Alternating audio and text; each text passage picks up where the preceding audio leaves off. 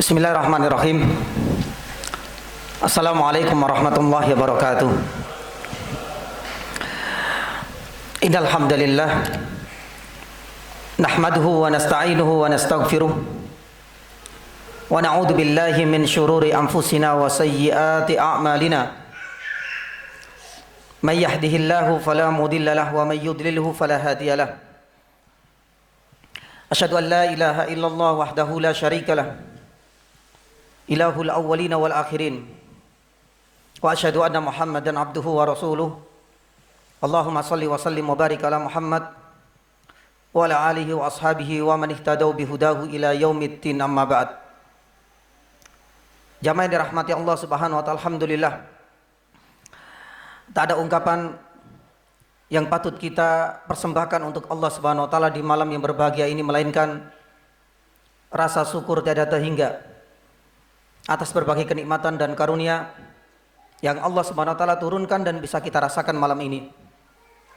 Di antara sekian kenikmatan dan karunia serta anugerah dari Allah Subhanahu wa taala adalah nikmatnya kita bisa menikmati kesempatan untuk bertatap muka di dalam majelis ilmu di tempat yang paling mulia. Maka jemaah dirahmati Allah Subhanahu wa taala, marilah kita tata kembali niat kita. Marilah kita luruskan kembali keikhlasan kita di setiap kali kita menghadiri kajian ilmu, terutama di rumah Allah Subhanahu wa taala, agar kelak ketaatan semisal inilah yang akan banyak membantu kita di hari fi yaumin ma la yanfa'u malu wala banun, ketika harta benda sudah tidak mampu lagi untuk membantu kita, ketika anak-anak kita tak mampu lagi untuk menyelamatkan harga diri kita di hadapan Allah Subhanahu wa taala, kecuali amal dan ketaatan yang selama ini kita tunaikan di dunia yang fana ini. Jamaah yang dirahmati Allah Subhanahu wa taala, di muqaddimah ini tak luput saya mengingatkan diri pribadi dan para jamaah bahwa hari ini kita sudah berada di bulan apa? Dzulqa'dah. Bulan Dzulqa'dah ini adalah salah satu di antara 4 bulan hurum. Oleh karenanya Allah Subhanahu wa taala berfirman di dalam surat At-Taubah ayat 36, "Inna iddatasy syuhuri indallahi 12 syahran fi kitabillah yauma khalaqas samawati wal arda minha arba'atun hurum." Di dalam surat ini, surat At-Taubah ayat 36, Allah Subhanahu wa taala mengingatkan kepada kita bahwa dari sekian 12 bulan-bulan Hijriyah yang selalu mengikuti pergerakan dan aktivitas manusia di atas muka bumi ini, pasti akan mendapati dan melewati 4 bulan hurum ini. Dan alhamdulillah, ini adalah kenikmatan Allah Subhanahu wa taala yang patut kita syukuri. Kita sudah dihantarkan oleh Allah Subhanahu wa taala di bulan yakni hurum ini. 4 bulan ini adalah 4 bulan Dzulqa'dah, kemudian bulan Dzulhijjah, kemudian Muharram, kata Rasul sallallahu alaihi wasallam, mutataliyat. 3 bulan ini berturut-turut. Sedangkan bulan yang lain bulan apa? Bulan yakni Rajab, terpisah. Jamaah dirahmati Allah Subhanahu wa taala, saya teringat dengan riwayat dari Ibnu Abbas, pakar ahli tafsir, hibrul ummah, penanya umat ini, sepupu dari baginda kita Muhammad sallallahu alaihi wasallam. Beliau pernah menuturkan apa alasan dan hikmah kenapa hanya 4 ini yang Allah Subhanahu wa taala haramkan. Haram di sini artinya disucikan. Sebagaimana kita mengenal Masjidil Haram, bukan masjid kemudian diharamkan kita memasukinya, tapi ini adalah tempat yang disucikan. Sebagaimana kita mengenal ada tanah haram, tanah yang disucikan. Lah kenapa hanya 4 saja yang Allah Subhanahu wa taala sucikan di antara 12 bulan Hijriyah? Beliau menuturkan, dan mudah-mudahan ini menjadi langkah awal kita di bulan Dzulqa'dah ini. Beliau menuturkan bahwasanya Allah Subhanahu wa taala memang sengaja mensucikan 4 bulan ini agar kita sadar bahwa setiap ketaatan yang kita tunaikan di bulan haram, pahala akan dilipat gandakan oleh Allah Subhanahu wa taala. Namun ingat, setiap kemaksiatan sekecil apapun di bulan haram seperti ini, Allah Subhanahu wa taala tak segan-segan akan melipat gandakan juga dosa atas kemaksiatan yang kita lakukan, waliyadzubillah. Maka jamaah yang dirahmati Allah Subhanahu wa taala, marilah kita jaga kesucian bulan Dzulqa'dah di antara bulan yang Allah Subhanahu wa taala sucikan, dan jauhkanlah bulan ini dari setiap bentuk kemaksiatan, baik dari lisan kita maupun dengan kemaksiatan yang ada di dalam hati kita. Bahkan seluruh anggota badan kita seharusnya kita jauhkan dari kemaksiatan sebagai bentuk kita memuliakan dan mengagungkan bulan yang Allah Subhanahu wa taala sucikan ini. Ingat, kemaksiatan sekecil apapun akan dilipat gandakan. Mungkin barangkali kita terjerumus dalam dosa ghibah, termasuk dosa. Tapi ghibah yang dilakukan oleh seorang hamba di bulan Syawal dengan ghibah yang dilakukan dikerjakan oleh seorang hamba di bulan Dzulqa'dah, di bulan-bulan haram lainnya, itu nilainya berbeda di mata Allah Subhanahu wa taala. Sebagaimana tempat yang Allah Subhanahu wa taala haramkan.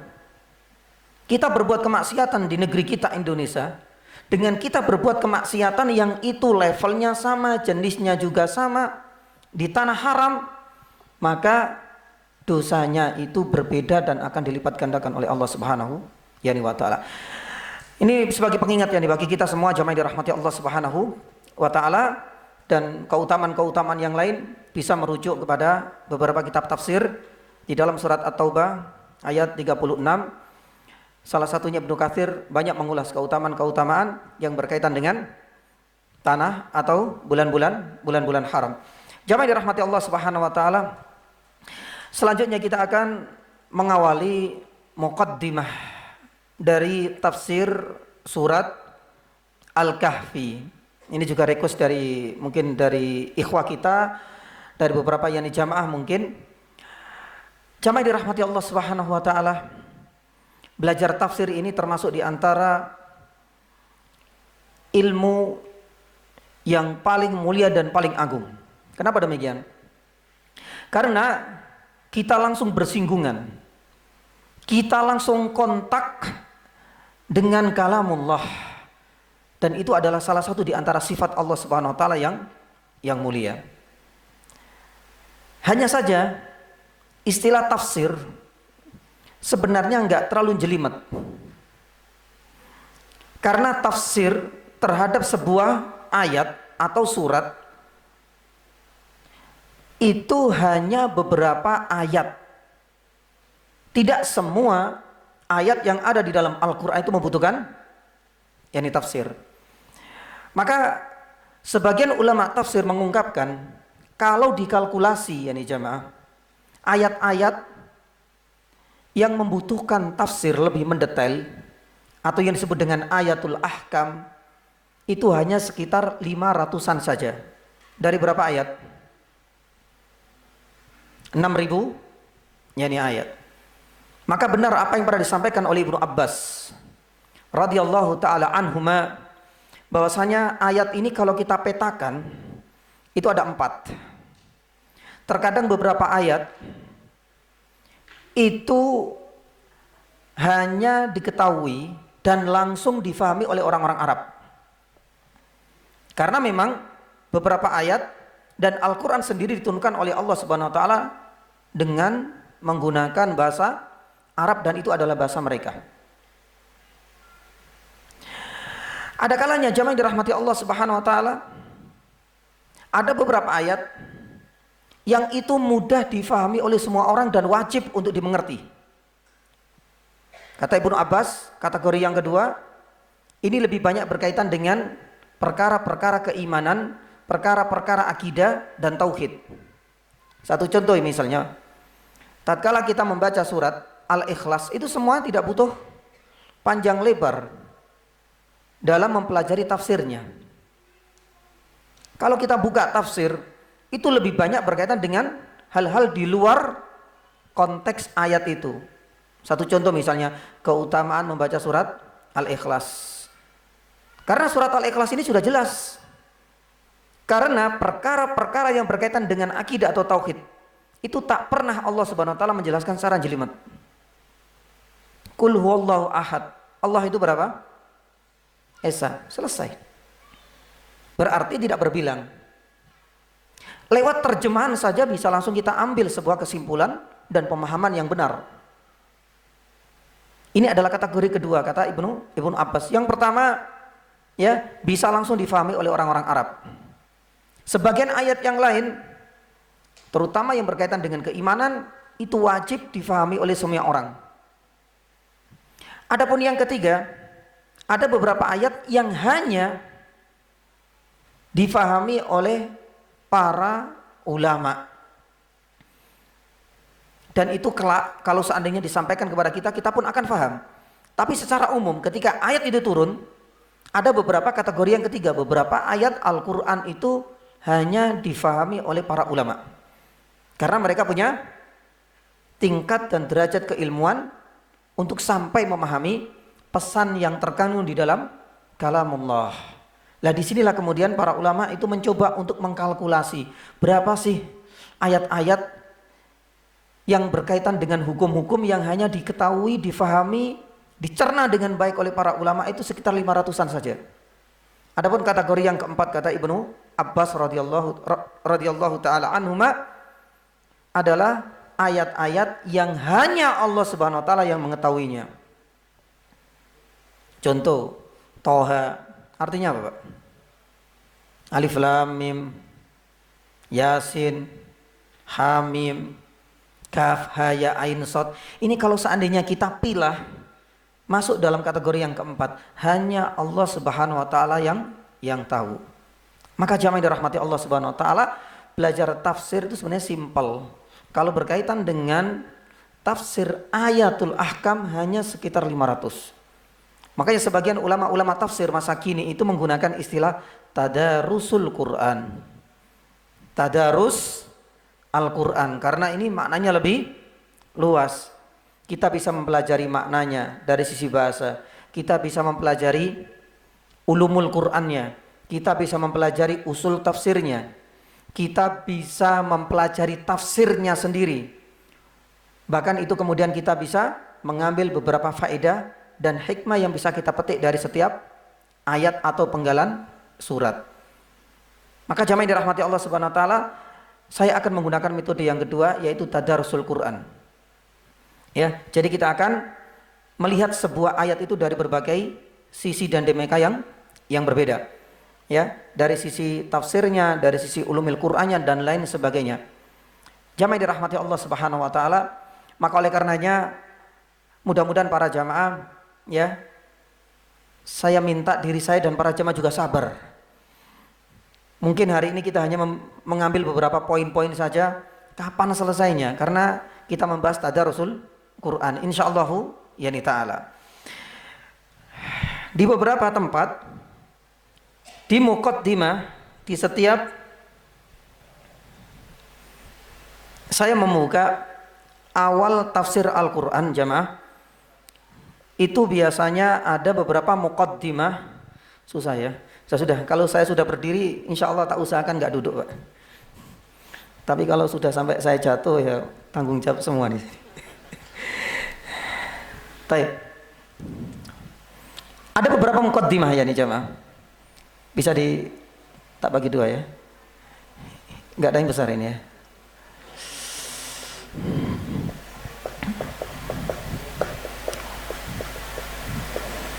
Ada beberapa muqaddimah yang ingin saya sampaikan sebelum kita masuk ke ayat yang pertama.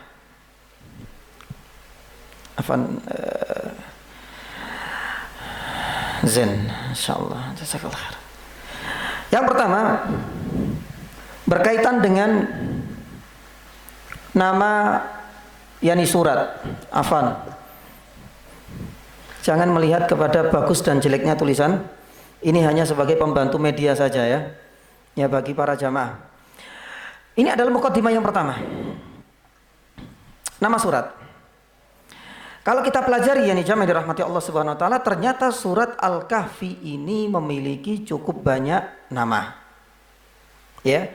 Nama yang pertama ya, itu adalah Al-Kahfi, dan ini yang paling populer. Al-Kahfi artinya apa, Pak? Yani gua. Ya.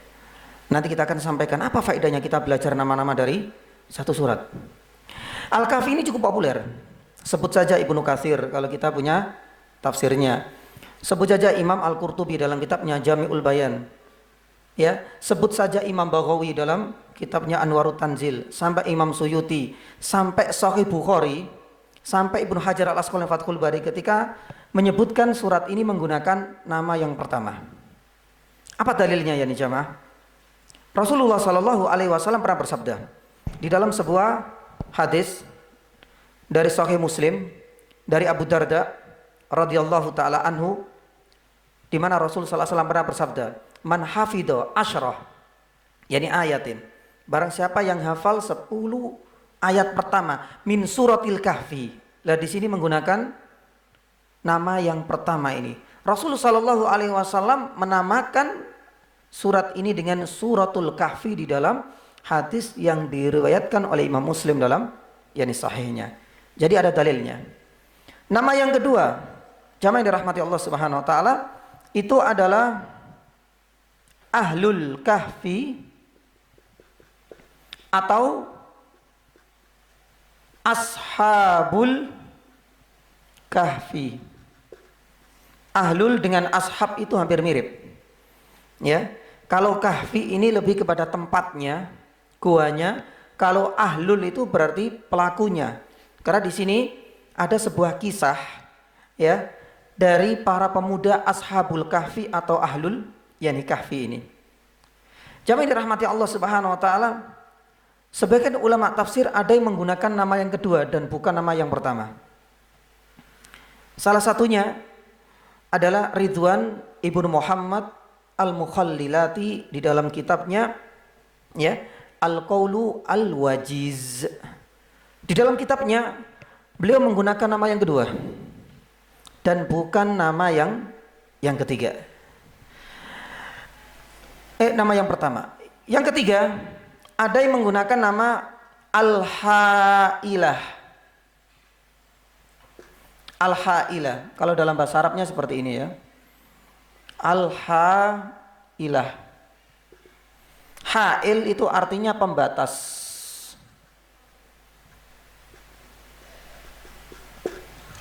Ya. Yakni pembatas. Ini pun riwayatnya sama. Dari Ridwan Ibnu Muhammad Al-Mukhallilati dalam kitabnya Al-Qaul Al-Wajiz, beliau menggunakan juga nama yang ketiga, Al-Hailah, pembatas. Kenapa demikian? Disebutkan di dalam sebuah riwayat ya. Dinamakan Al-Hailah ini karena surat Kahfi ini dianggap sebagai tahulu baina qari'iha wa bainan nar. Hail itu apa? Pembatas. Bisa membatasi, bisa menjauhkan antara orang yang mampu mentadaburi surat ini dengan api neraka. Maka jamaah dirahmati Allah Subhanahu wa taala, masih ada nama yang ketiga, as-suratul ladzi yudkaru fihi, yani fiha al-kahfi, ya, tapi saya cukup sampai yang ketiga yani saja. Apa hikmahnya? Apa faedah yang bisa kita petik dari yani ini semua yani jamaah? Yang pertama, faedah dari kita mempelajari, ini baru muqaddimah ya. Yang pertama yani jamaah, hampir setiap surat memiliki apa? Banyak nama. Ya, makanya kita di muqaddimah ini, di pengantar ini kita sampaikan hal ini. Hampir setiap surat itu memiliki banyak nama. Ya. Lah, saya teringat dengan perkataan dari Imam Nawawi rahimahullah taala. Kalau nama-nama cukup banyak terhadap satu hakikat yang sama di dalam bingkai syariat kita, maka berarti itu menunjukkan keagungan dan kemuliaannya. Makanya Imam An-Nawawi rahimahullah taala pernah mengatakan, Kathratul asma tadullu ala syarafil musamma. Banyaknya nama itu mengindikasikan kemuliaan dan keagungan yang memiliki nama tersebut. Maka kita bisa mengenal Allah Subhanahu wa taala apakah cuma satu namanya? Tapi hakikatnya yakni satu. Namanya banyak. Yang kita kenal dengan Asmaul yakni husna. Rasulullah sallallahu alaihi wasallam namanya satu apa banyak? Maka dalam sebuah riwayat pernah kita sampaikan dahulu di forum ini, Rasulullah sallallahu alaihi wasallam dalam sebuah hadis mengatakan innali khamsata asma. Saya memiliki nama yakni 5. Ana Muhammad, ana Ahmad, ana Al-Mahi, ya, yamhu bihi al-kufr, ana Al-Hashir alladhi yuhsyaruna ala qadami, ana Al-Aqib, la nabiyya ba'di. Tidak ada nabi setelahku. Ternyata nabi juga punya banyak yakni nama. Al-Qur'an. Kita mengenal dzalikal kitabul la raiba fi. Al-kitab. Di surat Al-Hijr, inna nahnu nazzalna adz-dzikr. Al-Quran juga punya nama yang lain. Al-Kitab, adz-dzikr, syahrul Ramadan alladzi unzila fihi Al-Quran. Nama yang ketiga Al-Quran. Di surat Al-Furqan awalnya ada Al-Furqan. Kemudian di awal surat As-Sajdah At-Tanzil. Subhanallah. Allah punya banyak nama menunjukkan keagungan pemiliknya. Al-Quran pun demikian punya banyak nama. Rasulullah sallallahu alaihi wasallam juga punya banyak nama. Bahkan Al-Fatihah sendiri, kata Imam As-Suyuti di dalam kitabnya Al-Itqan fi Ulumil Quran, Al-Fatihah sendiri, ya, Al-Fatihah itu kata Imam Nawawi sampai, ya, mencapai 20 nama yang beragam.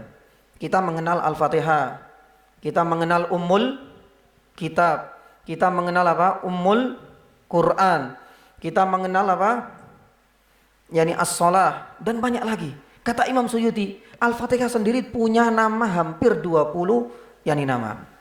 Maka jamaah dirahmati Allah Subhanahu wa taala, karena faktor dan sebab inilah saya sebutkan nama-nama yang lain. Dan itu adalah faedah yang pertama. Faedah yang kedua yang jamaah dirahmati Allah Subhanahu wa taala, agar kita nanti enggak alergi.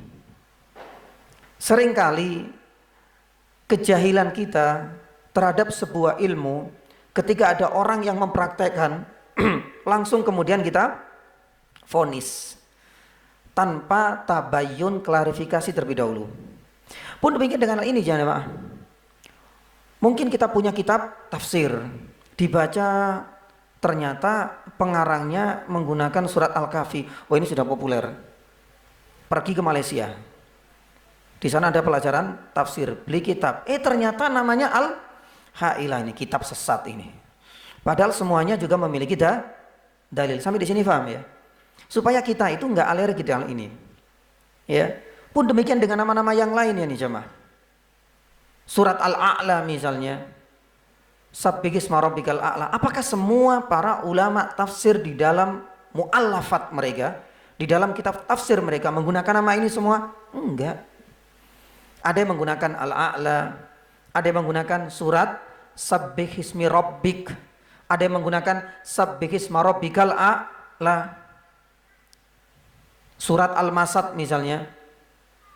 Apakah semua menggunakan surat Al-Masad? Apa surat Al-Masad itu, Pak? Khawatir kan? Apa surat Al-Masad itu? Surat Al-Lahab. Dahulu saya masih ingat, ketika masih kecil itu biasanya Ba'da Isya ada tadarusan, ada cetakan mushaf Surabaya. Ya, saya dahulu nggak kenal yang namanya surat Al-Isra. Yang ada dulu surat apa? Mbah-mbah atau yang pernah surat apa? Bani Israel. Ya, apakah kemudian ketika kita mendapati cetakan berbeda, loh ini Al-Isra, yang mana yang benar? Ini sesat, ini sesat mungkin. Ini yang benar, nggak ada yang namanya mushaf cetakan ini sesat, ini disusupi dan lain sebagainya. Ini terlalu kerdil. Karena sebenarnya ya kembali kepada ini, hampir setiap surat itu memiliki banyak nama. Dan nama-nama surat yang ada di dalam Al-Quran menunjukkan apa? Kemuliaan dan keagungan surat dan konten yang ada di dalam surat tersebut. Faedah yang kedua, jamaah dirahmati Allah Subhanahu wa taala. Nama surat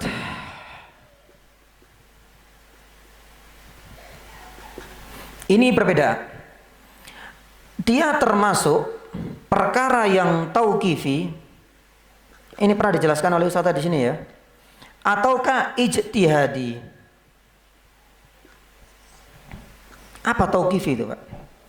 Kalau tauqifi itu artinya langsung dari Allah Subhanahu wa taala ataupun langsung disampaikan oleh Nabi sallallahu alaihi wasallam. Artinya tidak ada campur tangan manusia bahkan sahabat. Kalau ijtihadi berarti di sini ada ijtihad, ada usaha, ada upaya dari sahabat itu untuk memberikan yani nama. Lah pertanyaannya kita kembalikan ke sini. Apakah surat-surat ini penamaannya pun demikian dengan nama-nama surat yang lain itu adalah tauqifi ataukah ijtihadi? Di sini silang pendapat yani jamaah. Dan ini mudah-mudahan kita bisa mengambil yani faedahnya. Singkat yani saja ya. Beberapa ulama-ulama dan para pakar ahli tafsir, salah satunya adalah Imam At-Tabari, ya Imam Asy-Syaukani itu sampai mengatakan ijma. Kita nggak boleh mengatakan bahwasanya nama-nama ini itu adalah hasil dan kreasi ijtihadnya para sahabat. Kita harus yakin semuanya itu adalah dari sisi Allah atau lewat lisannya Rasulullah. Tapi sebagian yang lain ada mengatakan ya ini enggak. Allahu taala alam bisawab. Ini sebatas yani ilmu yang saya pelajari bahwasanya ya berkaitan dengan nama surat itu ada sebagian yang tauqifi dan ada sebagian yang ijtihadi, dan ini adalah pendapatnya Syekh Abdul Aziz bin Bas rahimahullahu taala dan dicantumkan di dalam Fatwa Lajnah Daimah ketika ditanya apakah seluruh surat itu tauqifi atau barangkali ijtihadi, ya ini enggak. Sebagian ada yang langsung Rasul sallallahu alaihi wasallam yang diberi nama, namun sebagian yang lain ada yang memang pemberian nama itu dari mana? Dari sebagian yakni sahabat. Jamaah dirahmati Allah Subhanahu wa taala. Kemudian muqaddimah yang kedua adalah jumlah yakni ayatnya. Berapa ayatnya yakni jamaah? Ada yang punya mushafnya itu? Berapa? 110. Ya, saya sampaikan fi khilaf. Wah, ini kayaknya belajar ilmu sesat ini hari ini. Padahal di situ 110 dan hampir semuanya 110. Tapi saya katakan ya nih jamaah dirahmati Allah Subhanahu wa taala, nanti kita ambil faedahnya. Sebagian ulama ada yang mengatakan 105. Ulama yang lain mengatakan 106. Yang ketiga ada 107, yang keempat ada 110 dan yang kelima ada 111. Ini belajar ilmu apa ini saat ini? Kok malah dikasih seperti ini? Sekali lagi ya nih jamaah dirahmati Allah Subhanahu wa taala, tatkala nanti kita belajar ilmu qiraat, kita mendapati qiraat yang lain, kita ke negara lain buka mushaf, loh kok ini perasaan di sini biasanya ada bulatannya, kok enggak ono wajar. Karena perbedaan jumlah ayat ini ya tidak menghilangkan satu huruf pun dan tidak menambahkan satu huruf pun. Ini kaidah yang harus kita fahami ya nih jamaah. Ya. Jadi perbedaan angka ini adalah perbedaan yang sifatnya relatif. Kenapa ya nih demikian? Karena akar permasalahan ini itu didasarkan pada bacaan Nabi Shallallahu Alaihi Wasallam. Jadi Nabi Shallallahu Alaihi Wasallam terkadang membaca ini nggak berhenti. Lah di sini ditangkap oleh sebagian sahabat, berarti ini satu ayat. Sampai di sini paham ya? Taib. Nggak permanen toh ini. Alhamdulillah. La ilaha illallah, la ilaha illallah. Allahu Akbar. Taib. Ya. Lah, terkadang Nabi Shallallahu alaihi wasallam di lain waktu membaca surat, ternyata di sini berhenti. Makanya di sinilah kemudian jamaah yang dirahmati Allah, kalau kita mempelajari salah satu buka saja ya Al-Itqan fi Ulumil Quran, membahas berapa jumlah surat yang ada di dalam Al-Quran. Apakah ada perbedaan dan silang pendapat di kalangan para ulama? Jumlah surat dalam Al-Quran beda enggak? Enggak ada perbedaan sama sekali ya nih coba. Ya salam khalas berarti. Permana? Baik. Yang kedua, ketika ditanya berapa jumlah juz yang ada di dalam Al-Quran, silang pendapat enggak di kalangan para ulama tafsir? Enggak, semua sepakat berapa? 30. Tapi coba dilihat, dibuka dalam buku-buku ulumul Quran, berapa jumlah ayat yang ada di dalam Al-Quran? Mereka satu suara? Enggak ada ya nih jamaah. Mungkin kita yang pernah merasakan, karena waktu SD ya, daripada kesusahan, dan saya juga menghormati guru saya dulu waktu SD, ben gampang 6.666 selesai. Nggak tahu apakah pelajaran itu yang pernah kita dapatkan? Padahal jamaah yang dirahmati Allah Subhanahu wa taala, itu lebih dari 20 pendapat ulama ketika disuguhi sebuah pertanyaan berapa jumlah ayat yang ada di dalam Al-Quran. Tapi ketika ditanya berapa jumlah surat, semua sepakat. Berapa jumlah juz yang ada dalam Al-Quran, semua sepakat. Tapi kenapa ayat berbeda? Ini tergantung kepada apa? Berhenti dan tidaknya Nabi SAW di dalam membaca yakni Al-Quran. Kalau kita fahami kaidah ini, berarti angka-angka ini sifatnya relatif. Makanya di dalam surat Al-Kahfi yang jamaah dirahmati Allah Subhanahu wa taala, misalkan ya inni fa'ilun dzalika ghadan, kalau enggak salah itu ada yang digabung. Ya. Kemudian ayat yang lain ya misalnya saya lupa, tapi ini butuh pembahasan ya karena angkanya cukup signifikan, ada 105, ada yang 100, ya ini 11. Lah kalau kita bahas ini ternyata didominasi oleh ulama dari Makkah dan Madinah. Kalau yang 106 ini dari Syam, kalau 107 sebagian Syam, kalau ini dari Kufah, dan ini dari Basrah. Taib. Tapi yang paling banyak di kalangan kita itu ya 110 yang dicantumkan. Maka jamaah yang dirahmati Allah Subhanahu wa taala, ini adalah sebuah ilmu. Maka tatkala kita dapati qiraatul waras dan lain sebagainya, jumlah surat Al-Kahfi kok bengkak jadi 111. Coba cermati, enggak ada satupun huruf yang ditambah. Bahkan tak ada satu huruf pun yang dikurangi kalau seandainya jumlahnya ya ini berkurang. Tapi ini tergantung kepada apa? Berhenti dan tidaknya Nabi SAW dalam membaca Al-Quran. Dan ini dijelaskan secara panjang lebar oleh Imam As-Suyuti di dalam kitabnya Al-Itqan, pun demikian dengan Imam Az-Zarkasi dalam kitabnya Al-Burhan fi Ulumil yakni Quran. Ini adalah sebuah ilmu dan sekali lagi faedahnya agar nanti kita tidak alergi dan cepat memvonis ketika mendapati angka-angka yang berbeda dalam cetakan mushaf. Allahu taala yakni a'lam. Kemudian yang ketiga, jamaah yang dirahmati Allah Subhanahu wa taala, status. Ya, status ini berkisar antara dua. Dia itu termasuk Makkiyah ataukah termasuk apa? Yani Madaniyah. Ini juga sedikit belajar ya Pak ya. Ya. Apa itu Makkiyah dan apa itu Madaniyah? Ini silang pendapat. Ya. Mana Qatan dalam kitabnya Mabahis fi Ulumil Quran itu menyebutkan ada 3 pendapat. Ada yang mengatakan Makkiyah itu turun di Mekah. Ada yang mengatakan Madinah berarti turun di Madinah. Tapi pendapat yang paling mendekati kebenaran ya, kategori Makkiyah dan Madaniyah biasanya kita lihat di akhir ya Pak ya. Di akhir cetakan itu kan apa sih? Makkiyah, Madaniyah itu apa? Ya mungkin tempat, enggak. Pendapat yang paling mendekati kebenaran disebut Makkiyah itu artinya turun sebelum sebelum hijrahnya Nabi SAW, sebelum turunnya hijrah.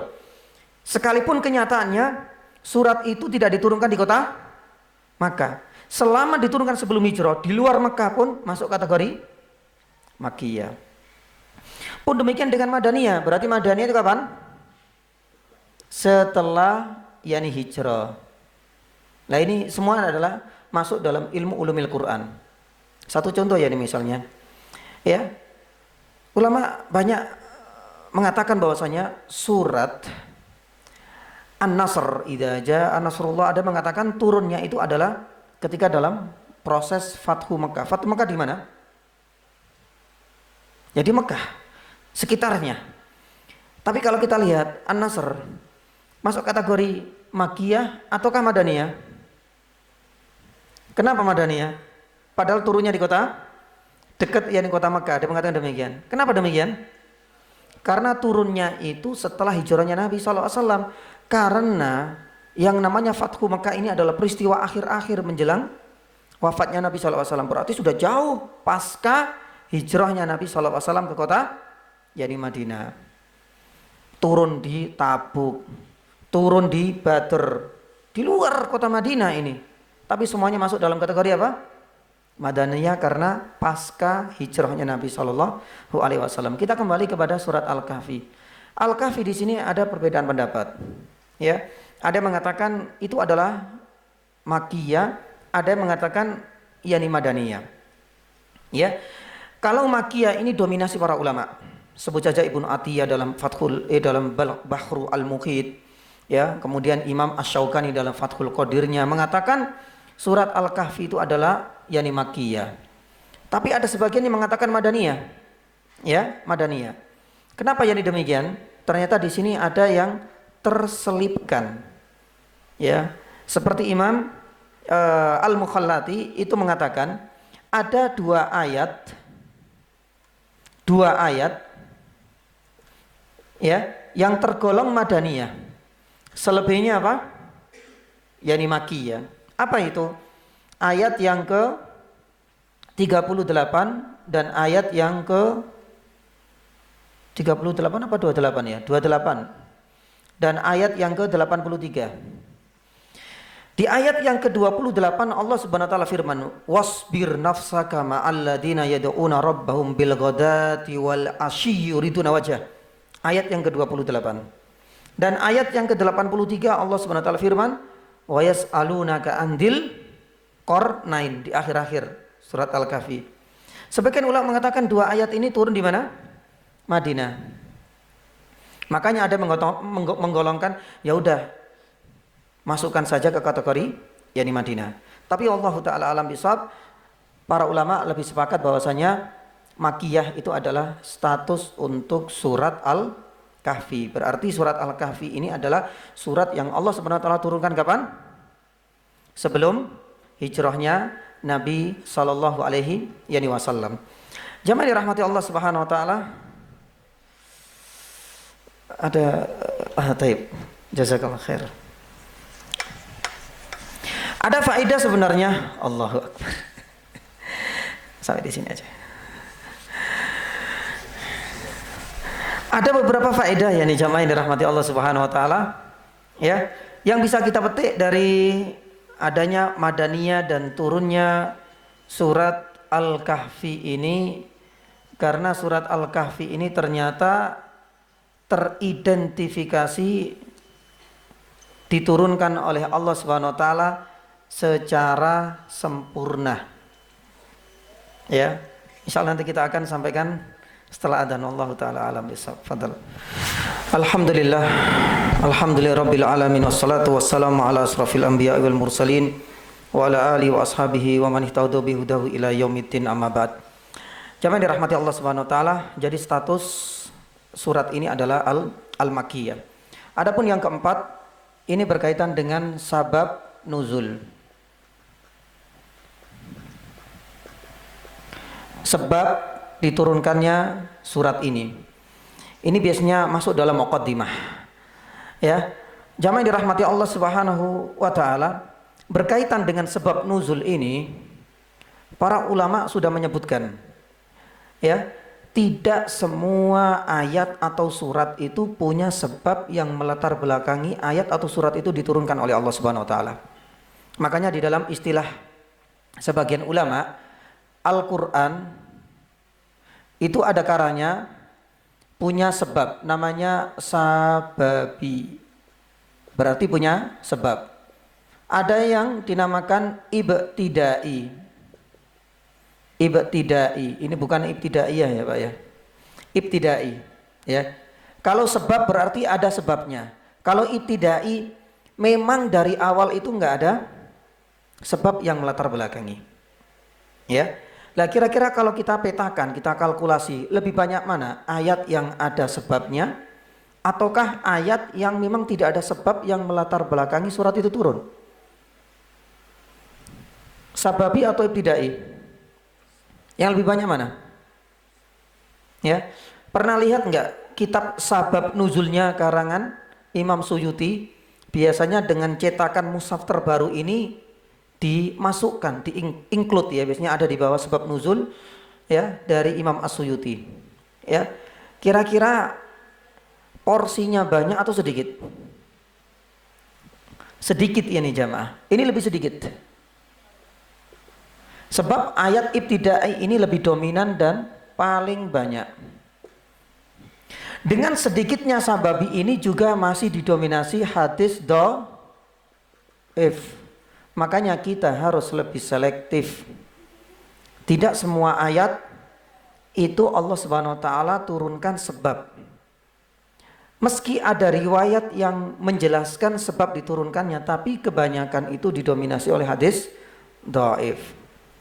Kalau ada sebab wajar. Kalau ibtidai yang nggak ada sebabnya, contohnya apa Ustaz? Banyak. Ya. Satu contoh ya, misalnya surat Al-Ikhlas. Ini nggak ada sebabnya. Ya, nggak ada sebab yang melatar belakanginya ini. Pun demikian dengan kisah-kisah Fir'aun ya, ini misalnya. Ini kalau saat ini berkaitan dengan tema ya. Fir'aun di dalam Al-Quran. Kisahnya Nabi Hud, kisahnya Nabi Yunus, kisahnya Nabi Ibrahim dan lain sebagainya. Apakah ada sebab? Tidak ada sebab yang melatar belakangi ayat ini Allah Subhanahu wa taala turunkan. Ada hikmahnya enggak? Hikmahnya banyak. Karena ini adalah menjadi hak prerogatif bagi Allah Subhanahu wa taala. Lah, jamaah dirahmati Allah Subhanahu wa taala, berkaitan dengan surat Al-Kahfi, kira-kira masuk sababi atau ibtidai? Sebagian ulama mengatakan bahwasanya surat Al-Kahfi ini ya, ini ternyata banyak sekali riwayat, tapi hampir semuanya hoax. Ya, tidak ada satupun riwayat, Allah taala alam bisawab, dari kalangan dan analisa para ahli hadis yang menyatakan riwayat berkaitan dengan sebab diturunkannya surat Al-Kahfi ini yang sahih tidak ada. Ya. Ada sebuah riwayat yang cukup panjang, mungkin barangkali kita pernah dapatkan, kita pernah baca, kita pernah mendengar dari kajian-kajian orang lain, ya, di mana ada orang-orang kafir Quraisy itu yang bertanya kepada para pemimpin Yahudi, ya, pengen tahu untuk menjatuhkan harga diri Nabi SAW, mereka cari apa? Yani cari celah bagaimana mereka bisa membantah ya keyakinan sebagian orang yang menyatakan bahwasanya Muhammad ini adalah utusan. Mereka belajar kepada para pemimpin Yahudi. Nah, ini ada sebuah riwayat yang cukup panjang dari Abi Ishaq, tapi riwayatnya sekali lagi dhaif. Ya. Nah, di sini kemudian pemimpin Yahudi menyampaikan, kalau ente ingin ya meruntuhkan ya alasan hujahnya Muhammad bahwasanya dia adalah seorang nabi, tanyailah Muhammad itu dengan 3 pertanyaan. Yang pertama, kata pemimpin Yahudi ini kepada orang-orang kafir, ya, dahulu itu ada kisah para pemuda, coba ceritakan. Kalau dia nabi pasti dia tahu. Yang kedua, dahulu itu ada seorang lelaki yang suka mengembara ke sana kemari, dari timur sampai ke barat. Coba ceritakan mengenai kisah lelaki tersebut. Pertanyaan yang ketiga, engkau ajukan wahai orang-orang kafir Quraisy, ketika engkau bertemu lagi ke Makkah, bertemu dengan Muhammad, tanyailah apa hakikat dari ruh itu. Wah, kayaknya ini penting sekali ini. Dibawalah 3 pertanyaan ini ke Rasul sallallahu alaihi wasallam. Wahai Muhammad, kami percaya bahwasanya engkau adalah seorang nabi kalau bisa menjawab 3 pertanyaan dari kami. Ya. Pertanyaan yang pertama diajukan, pertanyaan kedua diajukan, pertanyaan ketiga diajukan. Apa jawaban Nabi? Saya nggak bisa menjawab hari ini. Saya akan jawab besok. Makanya di dalam Al-Quran surat Al-Kahfi apa? Inni fa'ilun yani ghada. Ini dikaitkan dengan ayat ini. Nabi SAW tidak mengucapkan insya Allah. Maka di dalam Al-Quran wala takuna li syai'in inni fa'ilun illa yasha Allah. Lupa. Biasanya Jibril langsung agresif turun. Ini enggak. Hari kedua enggak, hari ketiga enggak, hari keempat enggak. Yang bingung siapa? Yang cemas Rasulullah SAW. Waduh, wah ini runtuh sekali hujah ini. Berarti saya enggak akan diakui sebagai seorang nabi. Biasanya dalam kondisi kecemasan ini langsung Allah Subhanahu wa taala mengirim Jibril. Ini kisahnya ya, cukup panjang memang. Hari ke-4, 5 sampai hari ke-10, 11, 12 genap 15. 15 hari belum juga turun. Nabi SAW juga nggak bisa beristihad. Karena ini permasalahan penting, urgent. Ini butuh wahyu. Wahyu nggak turun. Ya. Nah, Nabi SAW lupa nggak mau ngomong insya Allah. Akhirnya mereka di tanggal atau hari ke-15 pasca pertemuan orang-orang kafir Quraisy dengan Nabi SAW menagih janjinya. Wahai Muhammad, ini sudah tanggal 15. Ini hari ke-15. Engkau berjanji besok nggak tahu besoknya kapan. Ya. Dan besok adalah hari pertama dari tanggal ke-16. Subhanallah. Akhirnya kemudian malam itu juga dan hari itu juga malaikat Jibril menurunkan surat Al-Kahfi dan menjawab itu semua. Tapi semuanya riwayatnya adalah hoax, tidak ada yang sahih. Jadi kalau nanti kita dapatkan di dalam beberapa kitab dan beberapa buku atau artikel atau mungkin kita pernah mendengar sebuah riwayat yang menjelaskan sebab yang melatar belakangi surat ini turun, itu adalah riwayat yang dhaif. Yang kedua, jamaah yang dirahmati Allah Subhanahu wa taala, berkaitan dengan surat Al-Kahfi ini diturunkan oleh Allah Subhanahu wa taala sekaligus artinya sempurna. Berbeda dengan surat Al-Alaq. Ketika Allah Subhanahu wa taala turunkan surat Al-Alaq, apakah surat Al-Alaq diturunkan pertama kali dari A sampai Z, dari ayat pertama sampai ayat terakhir? Tidak. Berapa ayat yang Allah Subhanahu wa taala pertama kali turunkan kepada Rasulullah di Gua Hira? Berapa ayat? Allahu Akbar. Al-Alaq. Pertama kali wahyu turun. Apakah semua surat Al-Alaq mulai dari 1 sampai akhir? Berapa? Cuma berapa, Pak? Cuma 5, Pak. 5 ya. Cuma 5. Ya, lah sisanya kapan? Lah ini namanya Allah Subhanahu wa taala menurunkan ayat itu kadang-kadang bertahap. Ini yang cara kedua, dan terkadang Allah Subhanahu wa taala menurunkan secara langsung sempurna sekaligus. Tapi kenapa kita membahas ini? Karena Al-Kahfi ini masuk dalam kategori yang pertama ini. Surat Al-Fatihah masuk dalam hal ini. Surat Al-Qadr Inna Anzalnahu masuk dalam surat ini. Ya.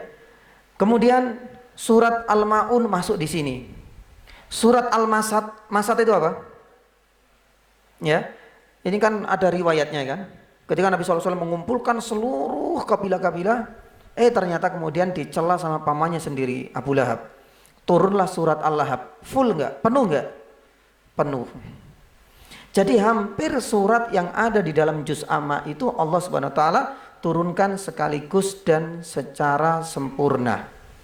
Ada di dalam ya surat Al-Furqan ayat 32, Ini adalah dalilnya. Di dalam surat Al-Furqan ayat 32.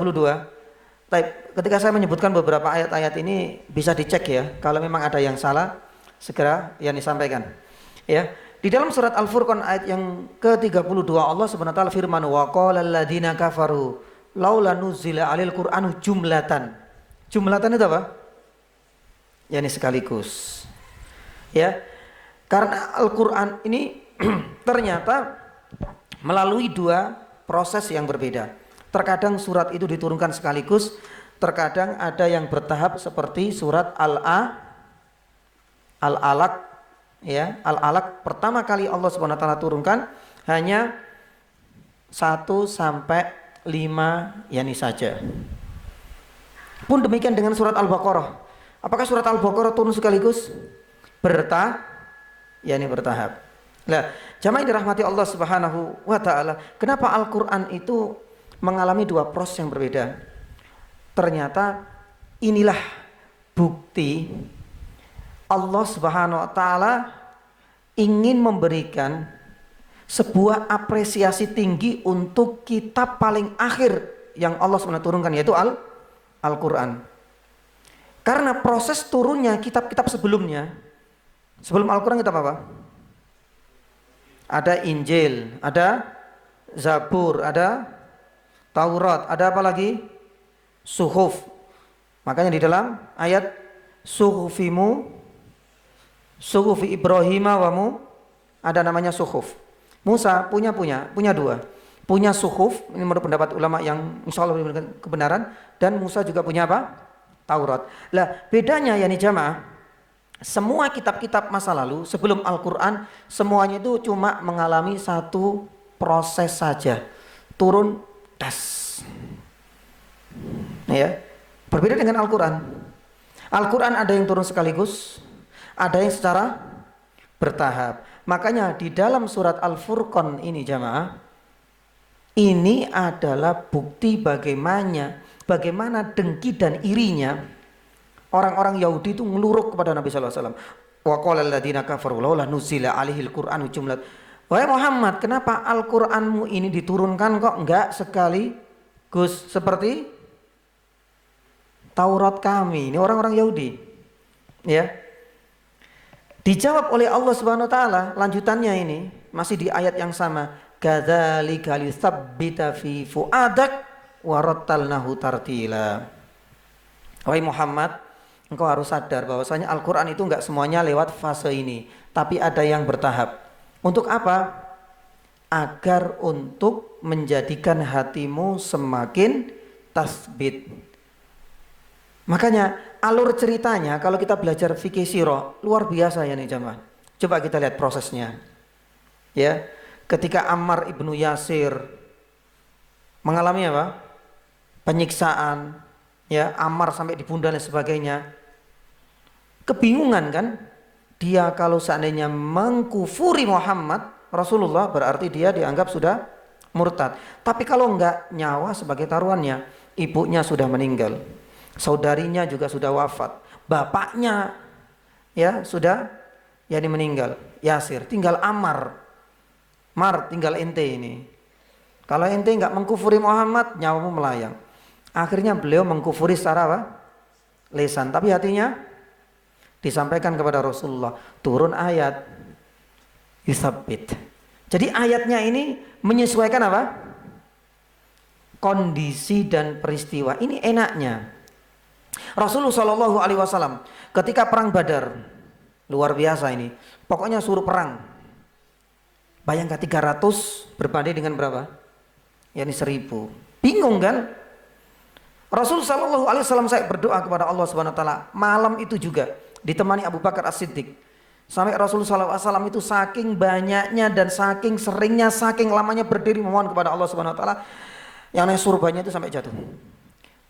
Dibilangi oleh Abu Bakar, ya Rasulullah cukuplah. Ya, sampai Rasulullah SAW mengatakan, ya Allah, kalau seandainya engkau tidak memberikan kemenangan besok bagi kami semua, lam tu'bad abadan. Engkau gak akan ada orang yang menyembahnya. Karena 300 itu hampir semuanya yang kuat-kuat yang ada di sini. Kalau seandainya semuanya besok tewas, yang tertinggal di Madinah cuma anak kecil. Kalau kalah jadi budak sudah, nggak punya kuasa. Perempuan nggak punya kekuatan. Laki-laki, tapi rata-rata yang sana ditinggal, kalau nggak sakit ya orang tua, sudah selesai, Islam habis. Sampai mengatakan demikian. Allah Subhanahu wa taala menurunkan sebagai bentuk hiburan, liustabit. Untuk menghibur Nabi SAW, akhirnya turunlah surat Yuhi Rabbuka, ketika Allah Subhanahu wa taala mengirimkan para malaikat, ya, ribuan malaikat diturunkan Allah Subhanahu wa taala untuk membantu kaum muslimin dalam perang apa? Badar. Kemenangan diraih oleh kaum muslimin. Enak. Jadi menyesuaikan apa? Bertahap ini. Peristiwa, ya, dan ini sebagai bentuk hiburan yakni bagi Nabi SAW. Makanya Allah Subhanahu wa taala berfirman di dalam surat Al-Isra ayat 106, ada di akhir-akhir itu, ya. Wa Qur'anan faraqnahu litaqra'u ala muktsin. Dan ini juga sebagai bukti Allah Subhanahu wa taala sayang kepada hambanya.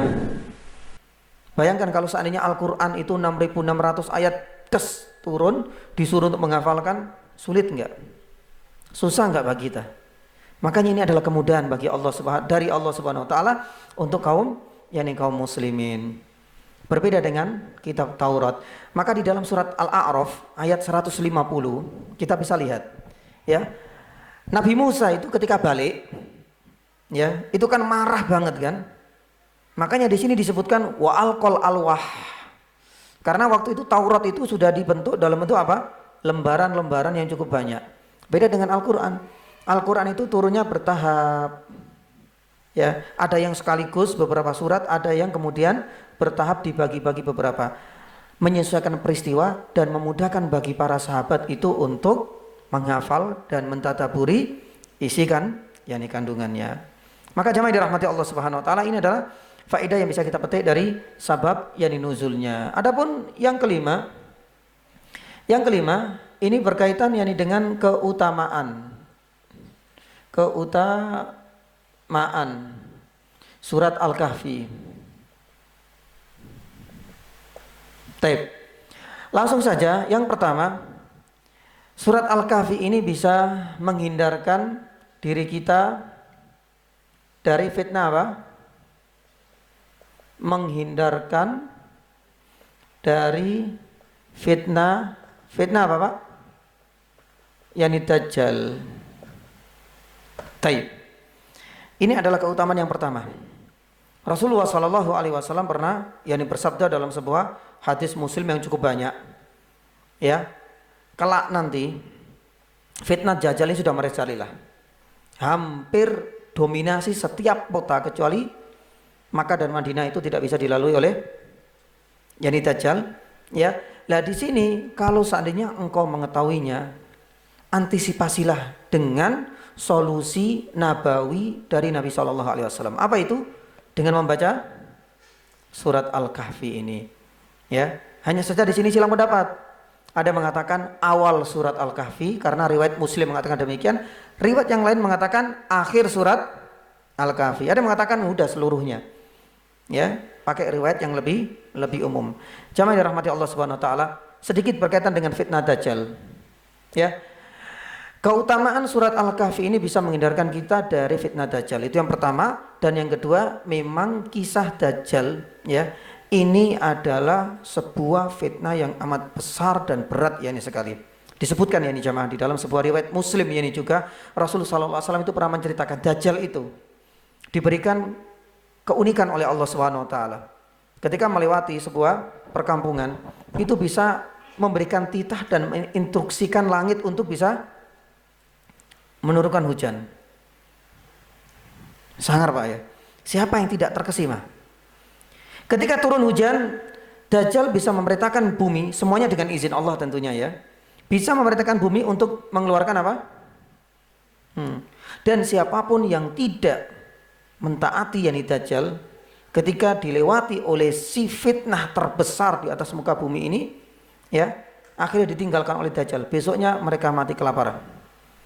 Maka sampai sebesar ini fitnah yang ditimbulkan oleh Dajjal. Akhirnya Rasulullah SAW dalam hadis Muslim mengajarkan kita selepas kita atau sebelum kita salam di setiap sholat itu disunahkan untuk memohon perlindungan kepada Allah Subhanahu Wa Taala dari 4 hal. Allahumma inni a'udzubika min adzabil jahannam wa min fitnatil mahya wal mamati wa min syarri fitnatil dajjal. Dan ini amat bahaya sekali jamaah.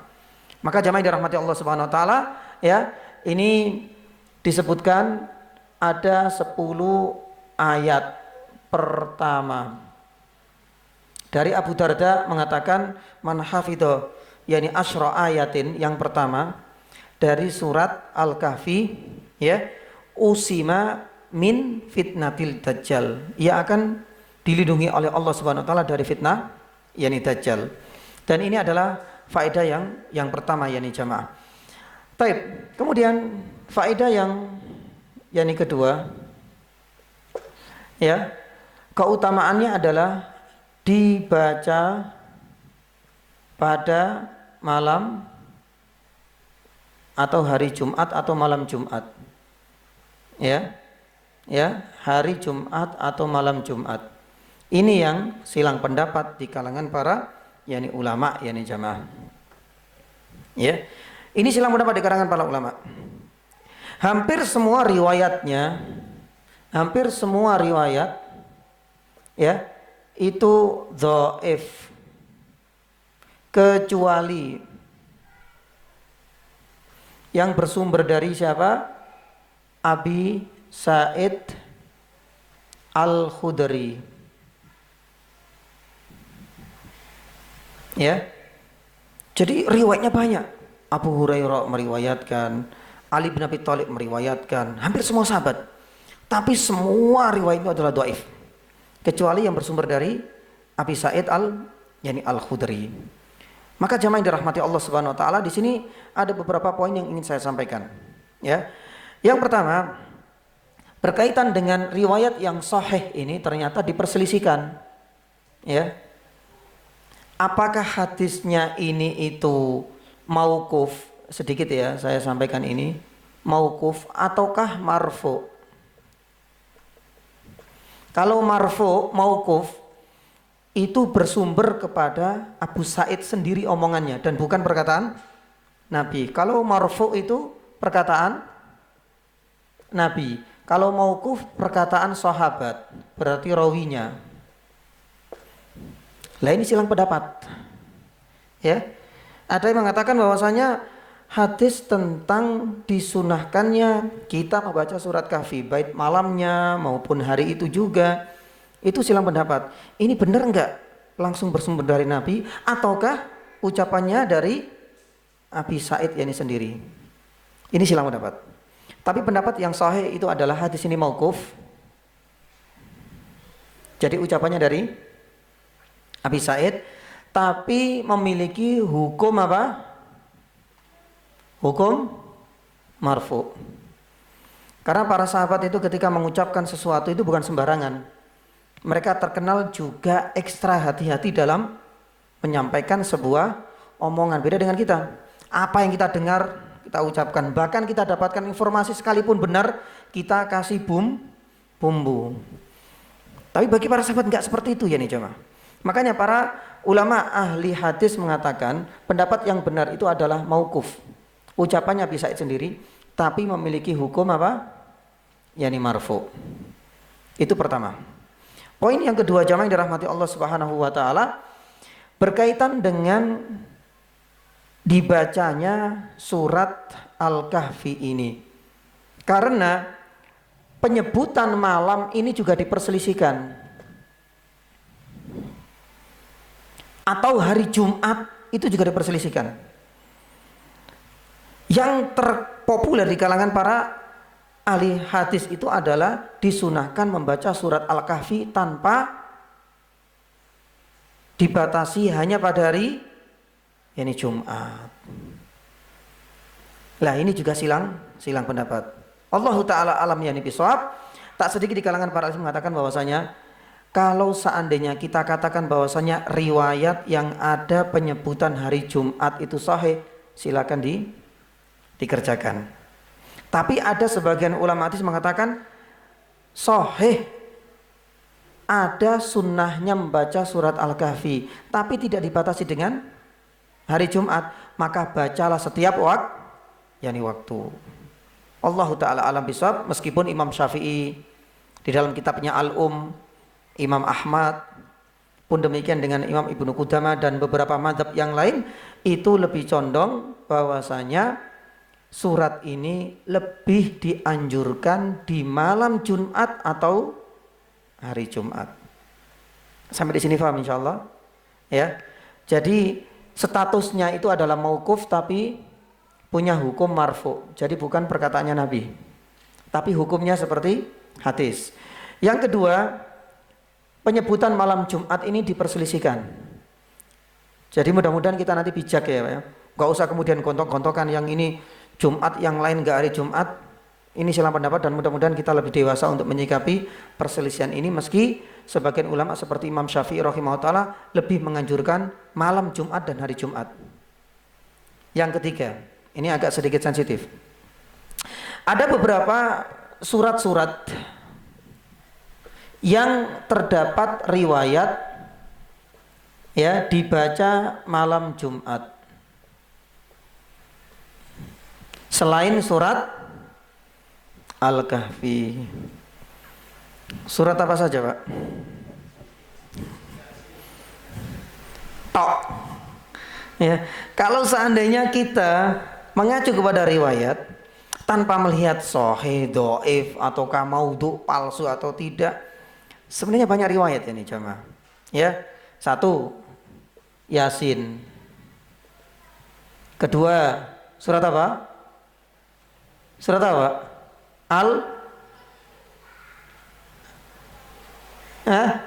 Al-Fatihah. Al-Imran. Yang ketiga, surat Ad-Dukhan. Yang keempat, surat Hud. Kalau seandainya kita telusuri riwayat ini jamaah, dan kalau kita mau buka seluas-luasnya, itu semuanya ada riwayat. Surat Al-Kahfi sudah selesai ya. Untuk masalah penyebutan malam Jumat silang pendapat, tapi Imam Syafi'i lebih condong, Imam Ahmad pun lebih condong ditekankan pada hari atau malam Jumat. Dan kalau kita buka lagi permasalahan ini, di malam Jumat itu enggak hanya surat ini, ada beberapa surat. Yang pertama adalah surat Yasin. Disebutkan di dalam sebuah riwayat Rasulullah SAW pernah bersabda, yakni apa? Man qara'a suratu Yasin lailatal jum'ah ghufiralah. Siapa yang enggak kesengsem, yakni dengan apa? Motivasi dari Rasulullah SAW ini, barang saya membaca surat Yasin di malam Jumat, itu dia akan mendapatkan ampunan dari Allah Subhanahu wa taala. Tapi permasalahannya riwayatnya, sanadnya itu dhaif jiddan. Syekh Albani mengatakan dhaif jiddan. Dan tidak hanya surat Yasin, surat Ali Imran disebutkan di dalam sebuah hadis. Ini pun sama, didhaifkan oleh Syekh Albani rahimahullahu taala, bahwasanya man qara'a suratu Al Imran lailatal jum'ah sallallahu alaihi wa malaikatuhu hatta taghibas syams. Artinya barang siapa yang membaca surat Al Imran di malam Jumat salat Imran. Sebelumnya saya tanya, jamaah ini ada yang pernah, kalau ini sudah populer, Al Imran pernah dengar nggak ini? Atau pernah baca?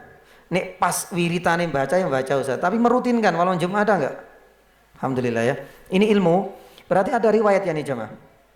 Kata Rasulullah SAW mengatakan demikian, tapi ternyata hadis ini dihukumi oleh Syekh Albani maudhu'. Berarti maudhu' ini lebih parah, karena maudhu' itu palsu. Surat Ad-Dukhan pun demikian. Di dalam sebuah riwayat disebutkan, man qara'a suratu Hamim Ad-Dukhan lailatal jum'ah ghufiralah. Persis dengan riwayat surat Yasin. Sekali lagi dihukumi oleh para ulama, Syekh Albani pun mengatakan demikian, hadisnya dhaif. Pun demikian dengan surat yani Hud. Ada sebuah riwayat, iqra'u surat Hud lailatal jum'ah. Bacalah surat Hud malam Jumat. Ini pun disepakati oleh para ulama, salah satunya Syekh Albani, hadisnya dhaif. Jadi ini adalah penjabaran dari keutamaan surat Al-Kahfi. Yang pertama itu adalah menghindarkan diri kita dari fitnah Dajjal. Yang kedua, dibaca malam Jumat atau hari-hari Jumat, ya. Kalau dibaca berkaitan dengan malam Jumat silang pendapat, tapi kalau dibaca rutin ini afdol.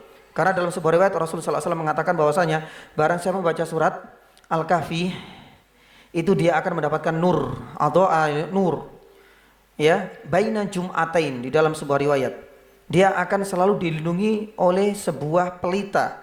Di sini sebagian ulama tafsir hadis mengatakan nur di sini pelita itu adalah pelita yang akan terus membimbing seseorang yang selalu rutin membaca surat Al-Kahfi itu untuk menunaikan kebaikan dan membimbing orang tersebut dari terjerumus ke dalam kemaksiatan. Subhanallah.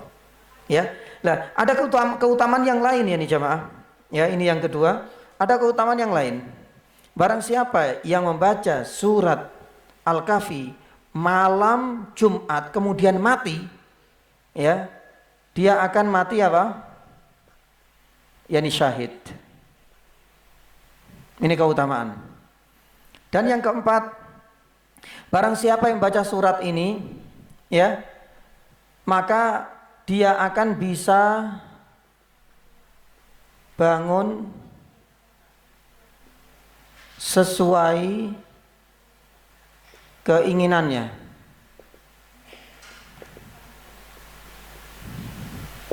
Yang kelima, barang siapa yang baca surat Al-Kahfi malam Jumat, sedangkan ya dia ini sedang dilanda musibah oleh Allah Subhanahu wa taala dalam wujud sakit, maka akan disembuhkan.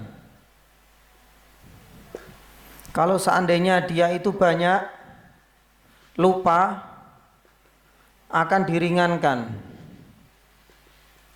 Di sini ada yang jomblo. Yang masih jomblo akan segera dapat jodoh. Tapi semuanya hoax ini jemaah. Kasih terang. Ya, dari mana kita dapatkan ini semua ya nih jemaah? Kalau ini kan riwayatnya dinisbatkan kepada Nabi SAW dan itu banyak ditunaikan, banyak dikerjakan, diurutkan sebagian saudara-saudara kita, tapi kenyataannya realitanya hadisnya dhaif dari penelitian. Kalau ini semuanya palsu semua ini jemaah. Dari mana kita dapatkan? Dari orang-orang Rafidhah. Hati-hati. Ya. Ini semuanya ada di dalam kitab-kitab mereka. Ya, di dalam makanya yang suka berselancar ya, explore ke internet dan lain sebagainya, cari keutamaan, hati-hati. Ada sebuah situs namanya Al-Marja. Al-Marja. Misalkan antum ada kesempatan, tapi jangan diyakini loh ya. Ini semua nggak ada dalil sama sekali. Pengen cari keutamaan surat apapun, tulis saja keutamaan tapi pakai bahasa Arab ya. Fadl surat Al-Fatihah, tulis Al-Marja, semuanya pakai bahasa Arab, akan keluar Al-Mirja. Ya, itu nanti akan banyak sekali riwayat kadang-kadang hal-hal yang cukup apa ya? Cukup janggal. Masa ya jomblo, perasaan nggak pernah ada. Jomblo nggak pernah nikah, nggak dapat kemudian surat Al-Kahfi, ternyata ya ini langsung. Jadi ada banyak kejanggalan dan semuanya ini jamaah yang dirahmati Allah Subhanahu wa taala, la aslalah. Semuanya ada dalam kitab-kitabnya orang-orang Rafidhah, tapi kenyataannya tak ada satupun di antara mereka dibangun di atas sanad yang langsung sambung kepada Nabi Shallallahu Alaihi Wasallam. Tidak hanya palsu, tidak ada sanadnya, hanyalah omongan imam-imam mereka. Ya, dan ini adalah salah satu di antara keutamaan. Saya kasih silang besar, seandainya ditulis nggak ada masalah, tapi dikasih apa? Keterangan. Khawatir tulisannya dibaca anaknya di rumah, nggak dikasih keterangan, jomblo kayaknya dirutinkan, ini perlu. Hati-hati dengan ini semua. Allahu taala alam bisawab. Jamaah dirahmati Allah Subhanahu wa taala, inilah di antara muqaddimah dari surat Al-Kahfi. Sebenarnya menyisakan yakni satu muqaddimah baru kemudian masuk ke ayat yang pertama. Ya, muqaddimah yang terakhir ini adalah berkaitan dengan apa? Dengan tema penting atau pesan yang ada di dalam surat Al-Kahfi. Allahu taala alam, ada 5 tema penting di sini.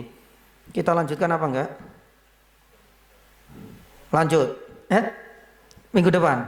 Baik, berarti kita akan lanjutkan minggu depan insyaallah. Allahu taala alam yang bisawab, yang jamaah dirahmati Allah Subhanahu wa taala, demikian yang bisa kami sampaikan. Jadi tema penting ini supaya kita ada gambaran secara umum. Pesan-pesan penting apa aja yang kita bisa dapatkan dari surat Al-Kahfi, baru kemudian nanti kita akan masuk per ayatnya. Ya, mudah-mudahan para jamaah tetap sabar. Yani waktu memang cukup panjang, kita akan bertemu lagi. Tapi dari apa yang saya paparkan ini mudah-mudahan sedikit memberikan gambaran mengenai muqaddimah, terutama berkaitan dengan ilmu ulumil Quran. Allahu taala alam bisawab. Kalau ada pertanyaan monggo, yani jamaah dipersilakan.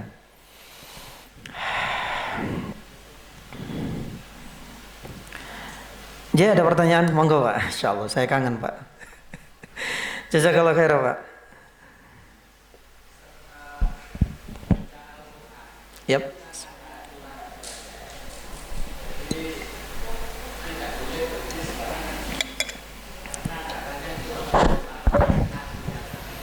Betul. Yap.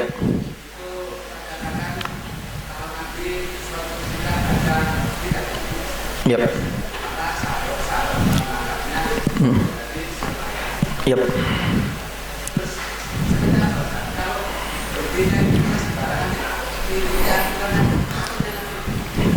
Baik.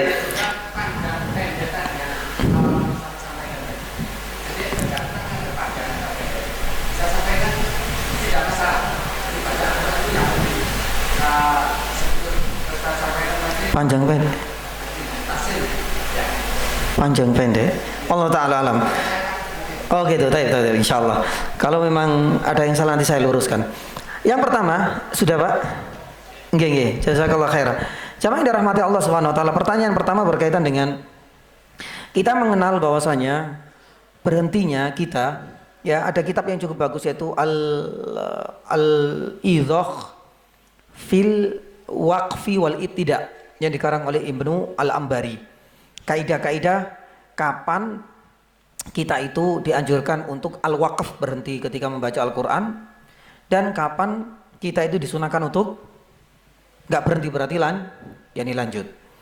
Inti semuanya itu jamaah dirahmati Allah Subhanahu wa taala. Yang pertama, kita mengikuti yani kaidah yang ada, terutama bagi kita yang masih awam, ikuti saja mushaf yang ada di tengah-tengah kita, karena itu sudah melalui proses pentasihan yang tidak sembarangan. Ya, apalagi kalau seandainya dikaitkan dengan makna, waduh berat. Karena hampir di antara kita kebanyakan kaum muslimin, terutama non Arab, ya itu belum paham apa yang mereka yani baca. Maka langkah tepat bagi kita itu adalah ikuti yani saja, yani mushaf. Asalkan mushaf itu benar-benar sudah melalui proses ya yang namanya verifikasi.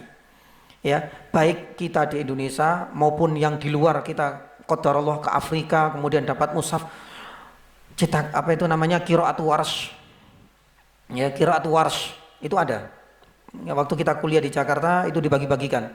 Banyak orang yang nggak bisa baca. Karena warsh itu kadang-kadang apa? Titik itu cuma satu. Kadang-kadang titik ada titik 3 titik tapi di bawah. Ada nggak? Kita mengelah 3 titik itu selalu di atas. Huruf sa, shin, ada nggak titik 3 di bawah? Ya, makanya sampai kemudian jadi fitnah.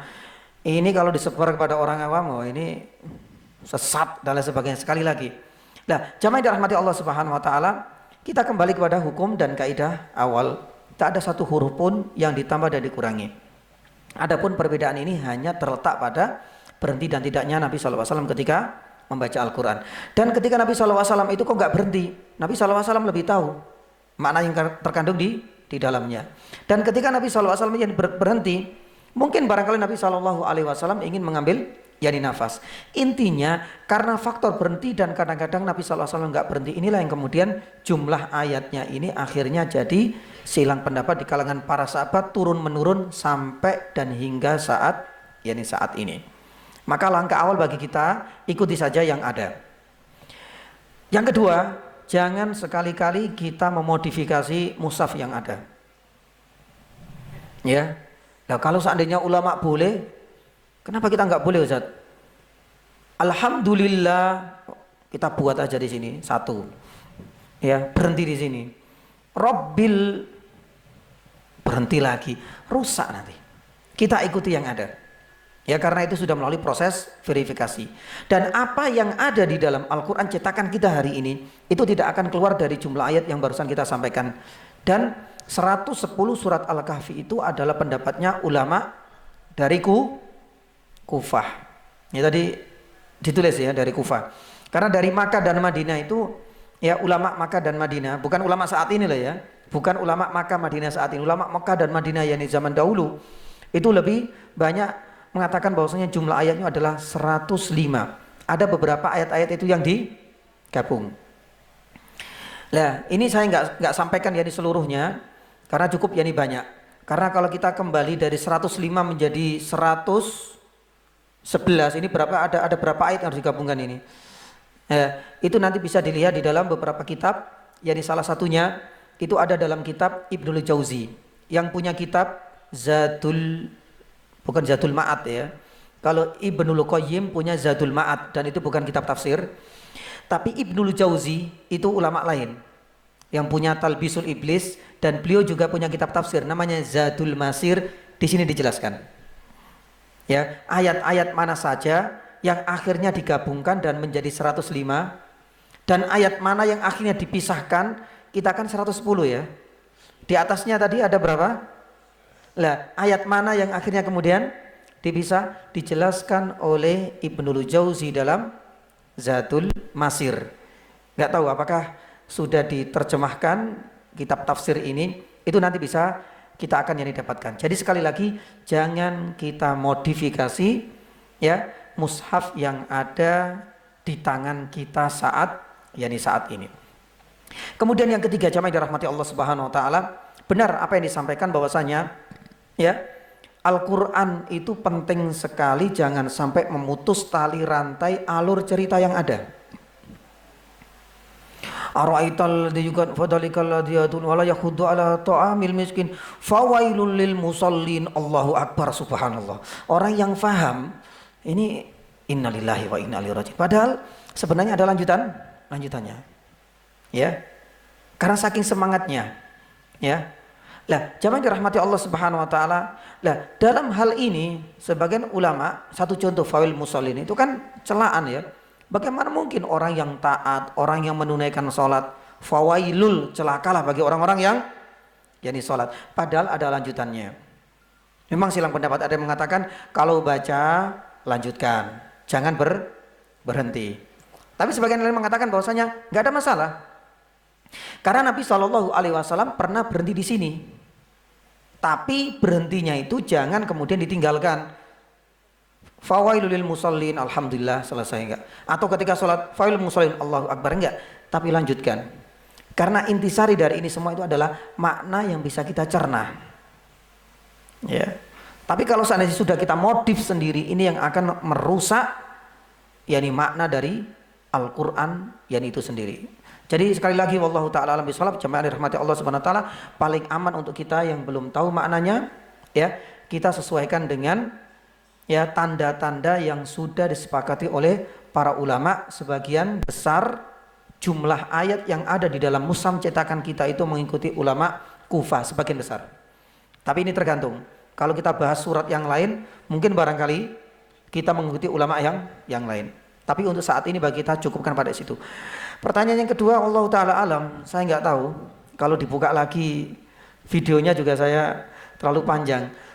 Apakah saya mengucapkan hal itu atau enggak? Allah taala alam. Mudah-mudahan Allah Subhanahu wa taala menjauhkan dari ucapan itu ya Pak ya. Yang penting gimana Pak tadi Pak? Kok kayaknya janggal Pak? Gak penting panjang dan pendeknya. Maksudnya panjangnya itu apa, Pak?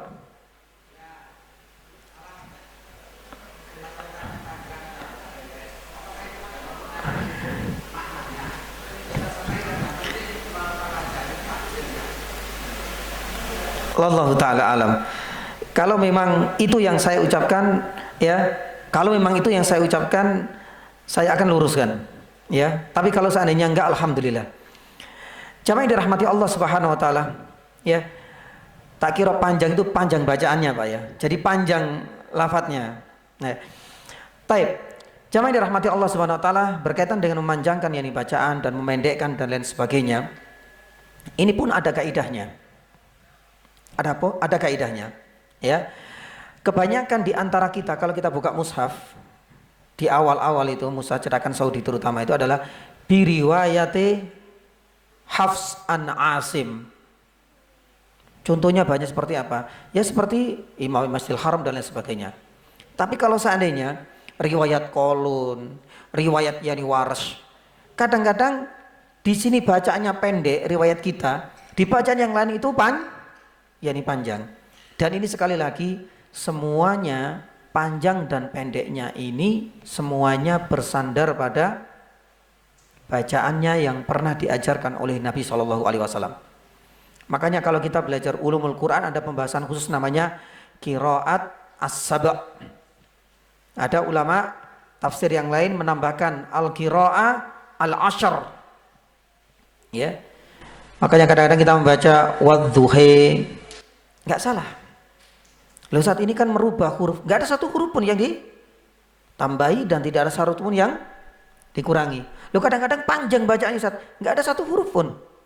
Perbedaan ini hanya pada sekedar apa? Qiraat. Tapi panjang pendeknya sekali lagi itu ada kaidah masing-masing. Sebagian qiraat A ya, itu membaca ini itu panjang. Satu contoh ya nih misalnya. Ini faedah yang sangat penting. Kenapa di dalam surat Al-Fatihah itu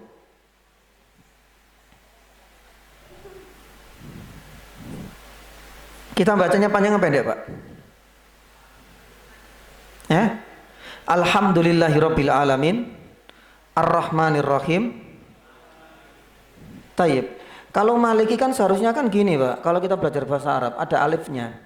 Biar kita baca panjang. Tapi kenapa Rasm Utsmani, tulisan Utsmani itu ya seperti ini? Kenapa ya nih coba? Karena hal ini itu bisa membuka dua kesempatan qiraah yang berbeda yang semuanya itu bersumber dari Nabi.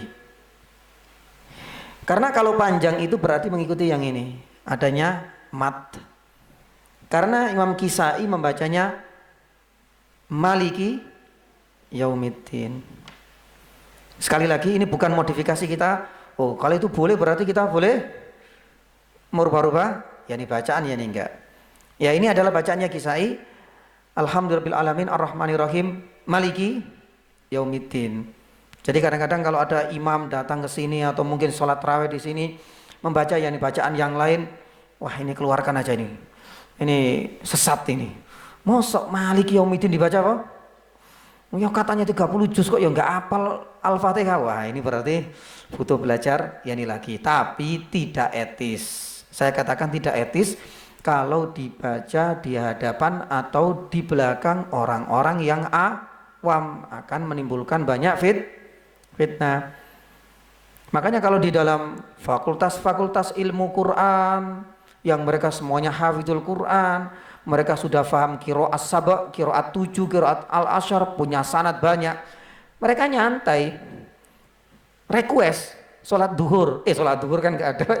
Sholat subuh mau qiraat yang apa? Enak mereka. Sudah paham. Oh ini dan lain sebagainya. Subhanallah indah. Tapi bagi orang awam ini fitnah ini. Ya. Makanya ini juga pernah terjadi waktu saya masih di Sukoharjo. Ya. Itu fitnah. Ya qadarullah. Mungkin nggak tahu bagaimana karena jamaahnya ini majemuk. Ada anak-anak kecil seperti ini paling belakang. Yang dibaca kalau nggak salah itu wadduhi. Oh, ramai Pak, gempar satu masjid itu. Yang akhirnya anak-anak yang biasanya itu main-main ikut apa? menirukan dengan suara keras sholat isya. Waduh, semuanya itu, pokoknya semuanya digitukan semua. Rame jadi fitnah. Padahal itu adalah sebuah kebenaran karena semuanya bersumber dari Nabi Shallallahu Alaihi Wasallam. Allahu Taala yani a'lam yani bisawab. Jadi kalau memang saya katakan itu yani nggak penting yani panjang pendeknya, Allah alam. Mungkin yani panjang bacaannya ketika sholat mungkin Pak ya. Kalau panjang pendeknya itu ada kaidah. Kita nggak boleh buat sendiri. Tapi kalau panjang itu panjang bacaannya ketika kita sholat, wah alam ya. Saya ngomong gitu Pak ya, saya lupa masalahnya. Ya mudah-mudahan saya dihindarkan dari ucapan yang salah. Tapi kalau seandainya yang penting itu bukan panjangnya bacaan, yang penting itu adalah memahami isi kandungannya, itu memang ada pendapat yang mengatakan demikian. Salah satunya adalah Hasan Al-Basri. Hasan Al-Basri itu mengatakan bahwasanya ya, suratul Qari'ah wa suratul Zalzalah ahabbu ilayyah. Surat Qari'ah, surat Al-Zalzalah itu lebih aku sukai. Saya baca semalam suntuk daripada saya harus hatamkan dari ayat pertama surat Al-Baqarah sampai surat An-Nas. Ya. Tapi ini mengandung sebuah pesan agar kita itu tidak menafikan urgensi dan pentingnya tadabbur Al-Qur'an. Kadang-kadang kita itu kejar tayang sukanya. Wis pokoknya lah. Ya. Selesai dapat banyak, udah selesai. Tanpa kita memperhatikan esensi Al-Quran diturunkan apa? Di dalam surat Shad ayat 29 Allah SWT firman, kitabun anzalnahu ilaika mubarakun, untuk apa? Lihat dabbaru. Al-Quran diturunkan untuk apa? Ditadaburi. Lah ini kadang-kadang dikesampingkan tadabbur. Ya, akhirnya kejar tayang, pokoknya cepet-cepetan selesai dapat checklist selesai, alhamdulillah besok lagi checklist yang kedua selesai. Padahal intisari dari Al-Quran itu adalah sebagai kitab hidayah, agar kita tahu apa sih pesan Allah Subhanahu Wa Taala, agar kita itu bisa mentadaburi, merasakan kapan kita itu menangis ya nih Pak, kapan kita itu menangis. Ya padahal Rasulullah Shallallahu Alaihi Wasallam, Umar bin Khattab itu pernah merasakan bagaimana azab-azab yang Allah Subhanahu Wa Taala gambarkan orang-orang kafir yang dimasukkan ke dalam neraka itu cukup banyak sekali. Kita pun akan merasakan bagaimana takutnya kita, ya khawatirnya bila mana itu terjadi pada diri kita. Allah Taala alam bisawab, waliyadzubillah kelak. Yang akhirnya mereka sampai nggak bisa menyelesaikan yani bacaan. Salah satunya Umar bin Khattab radhiyallahu taala anhu ketika sholat subuh, ya waqifuhum innahum mas'ulun, nggak selesai nangis terus. Umar yang kita kenal dengan apanya? Garangnya, karena dia tahu isi dan makna yang terkandung dan pesan dari Allah Subhanahu Wa Taala, waqifuhum, karena dia merasa ketika itu sebagai seorang khalifah tanggung jawabnya besar, hisabnya paling lama nanti. Waqifuhum artinya apa di sini? Waqifuhum, engkau kelak di padang mahsyar itu akan berdiri, waqifuhum, dan akan mempertanggungjawabkan seluruh perbuatan muslimat, innahum mas'ulun, semuanya akan dimintai pertanggungjawaban. Dan ini yang dirasakan yani Umar sampai nggak bisa menyelesaikan. Abu Bakar pun yani demikian. Pembahasan tentang tadabburul Quran ini cukup banyak. Ada kitab yang cukup banyak, cukup bagus dikarang oleh yani Dr. yani Al-Lahim, Mafatih Tadabburul Quran. Ada 10 kunci-kunci bagaimana kita itu bisa merasakan nikmatnya tadabburul Quran. Itu ada 10 kunci-kunci dalam sebuah kitab dan sudah ditranslate ke dalam bahasa Indonesia. Kalau tidak salah sudah diperjualbelikan secara yani bebas. Jadi kalau memang panjangnya itu bacaan lafadznya ada kaidah. Kalau seandainya panjangnya bacaan dalam sholat dan lain sebagainya kerja tayang, itu bukan sesuatu yang dianjurkan kecuali dalam kondisi satu. Kata Ibnu Rajab rahimahullah ta'ala, asalkan tetap kaidahnya tetap benar ya, tapi kejar tayang banyak membaca itu dibolehkan dalam satu tempo waktu yang itu diberkahi, yaitu di bulan yakni Ramadan. Tapi Syekh yani Dr. yani Al-Khumes hafidhahullah ta'ala itu menuturkan tetap sekalipun kita di bulan Ramadan banyak membaca, tapi jangan lupa tadabbur Quran. Ambillah tafsir yang singkat. Tafsir apa? Yang satu jilid apa Pak? Ada enggak? As-Sa'di sudah diterjemahkan kan? Ambil itu. Yang biasanya kita membaca harian untuk kejar tayang, setiap ba'da subuh, setiap sholat Ustadz saya itu sekitar 10 menit itu membaca Al-Quran. Dapatnya seberapa ya, pokoknya 10 menit. Oke. Kata Syekh Khumes, bagi saja. Mungkin 5 menit kita pakai untuk ngaji. Jadi nggak mengurangi waktu kita. 5 menit kita membaca apa? Yani tafsirnya. Kata beliau, ya insya Allah dalam waktu 1 tahun kita akan bisa menyelesaikan tafsir 30 juz itu. Di sisi lain, kalkulasi untuk hafalan, untuk apa? Bacaan kita hatam berkali-kali. Jadi semuanya tetap bisa berjalan beriringan. Ini adalah nasihat yang berharga dari Syekh Dr. Yani Al-Khumes Hafidhullah Usman yani Khumes yani Hafidhullah, dan ini yang jarang ya ditunaikan oleh kita semua, dan insya Allah itu sebenarnya bisa kita tunaikan secara bersamaan dan beriringan. Allahu ta'ala seperti itu Pak. Mudah-mudahan nanti bisa. Lalu penutup insya Allah. Betul. Betul.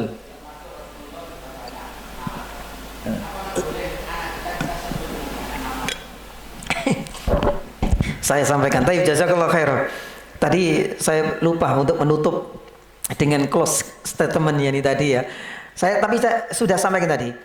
Setiap istilah-istilah dalam syariat, ya kalau nama orang kita yang nggak ada kaitannya dengan yang syariat.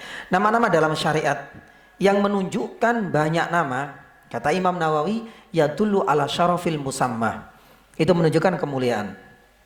Ya, menunjukkan kemuliaan nama Allah, nama ini, karena Allah masuk dalam bingkai syariat kita. Rasulullah, Muhammad, Al-Quran, nama-nama surat semuanya. Tapi pertanyaan cukup bagus. Boleh nggak kita analogkan, kita kiaskan, agar kita pun mungkin barangkali bisa dapatkan kemuliaan dengan banyak nama. Ya, punya yani nama pena, punya nama alias, punya nama kecil. Berarti kita pun akan mendapatkan kemuliaan sebagaimana perkataan Imam Nawawi. Tidak ya nih jemaah. Ya, nggak ada sunnahnya kita memberikan banyak nama ya kepada anak-anak kita. Nggak ada syariatnya dan nggak ada sunnahnya.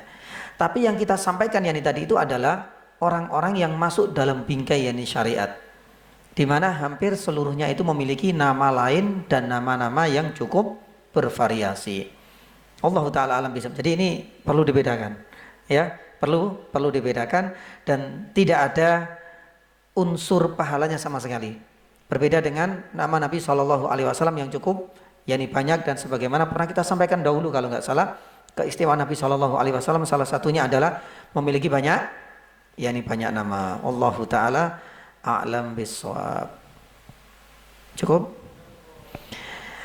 Jazakumullah khairan yani jamaah yang dirahmati Allah Subhanahu wa taala. Masyaallah. Yani maaf. Ya, agak sedikit ada gangguan yani pertemuan yani pertama ini, dan yang kedua kalinya saya mohon maaf yani juga karena tulisannya kurang bisa dibaca dengan baik, tapi saya selalu menyertainya dengan apa? Dengan syarah dan penjelasan supaya para jamaah juga bisa tetap mengikutinya.